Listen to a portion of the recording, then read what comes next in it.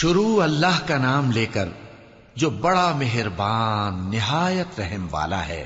اے نبی صلی اللہ علیہ وآلہ وسلم، اپنے پروردگار کا نام لے کر پڑھو جس نے تمام کائنات کو پیدا کیا، جس نے انسان کو خون کی پھٹکی سے بنایا۔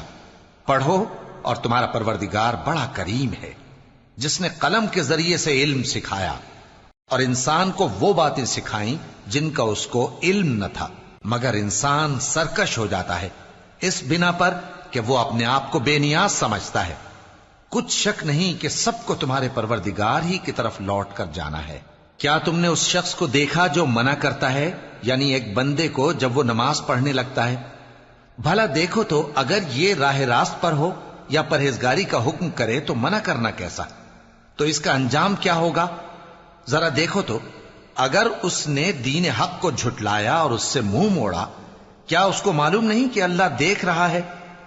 دیکھو، اگر وہ باز نہ آئے گا تو ہم اس کی پیشانی کے بال پکڑ کر گھسیٹیں گے، یعنی اس جھوٹے خطا کار کی پیشانی کے بال، تو وہ اپنے یاران مجلس کو بلا لے، ہم بھی دوزخ کے فرشتوں کو بلائیں گے۔